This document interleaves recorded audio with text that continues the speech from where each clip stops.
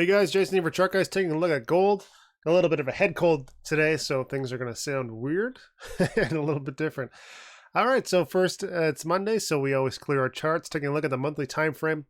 Last month, well, this month, really one day left. September has seen the expected and needed consolidation after our RSI broke 70. We're seeing some pullback now, and this is not a huge pullback yet, so we're going to wait to see if we can get ourselves a nice little bottom, maybe somewhere around the 4 EMA, and we can scout out a potential equilibrium, or we'll see if we're going to get a nice monthly uptrend in place. Here is our monthly EQ. We watched for a long time. Perfect breakup, much needed consolidation. So no real red flags on the monthly time frame. On the weekly, we are seeing some nice tight action. Doesn't quite fit the motif for a bear flag for me, so I'm a little bit concerned about that. We'll see if the weekly time frame can hold EMA 26. If it can't do that, then we're going to look for weekly support down at 1400. We broke 1500 pretty recently. That was a key psychological level, and now momentum is a little bit pointing towards a downswing. We'll see where we get to on the weekly time frame, and we'll be monitoring with videos every day, of course.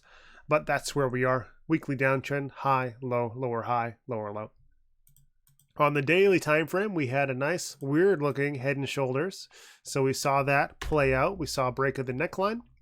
And then we saw also the break of an important level, which was 1483 right here. We saw that break. And now we're seeing some big sell-off action on reasonable volume on the daily candlestick today.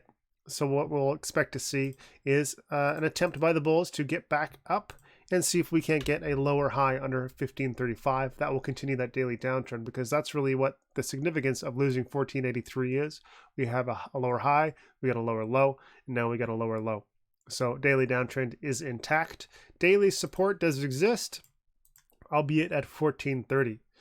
On the 4-hour time frame, here's this sell-off, has accelerated a little bit of a bounce here because we got into oversold conditions on the 4-hour time frame. So let's see if bulls can carry this up. Maybe we'll get up to EMA 12. That has been a pretty consistent area for rejection and downside continuation.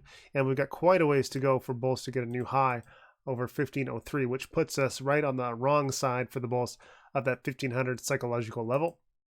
So until that trend changes, we are looking at further downside, and no support on the 4-hour time frame until 1456, which could come up relatively quickly.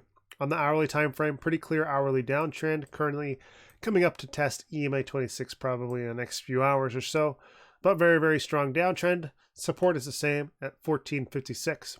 So what is going to happen? Well, either we'll continue these downtrends and continue them on the hourly, 4-hour, and daily until we get down to these key support levels and look for some sort of change, or we're going to look at an hourly trend change. That's going to be us establishing a high, probably somewhere around, I don't know, I'm just speculating, 1478, right around the EMA 12 where it should be.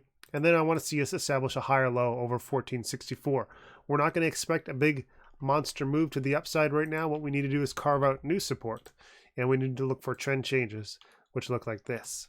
And that carries over to the 4-hour time frame. And unless the bulls can get over 1503, it's a 4-hour shift and a 4-hour continuation of that downtrend. So that's it for today. Bear is currently in control of almost every time frame. We'll see if we can't get a trend change on the hourly and have a little fun for the bulls over the next 24. Have a good one.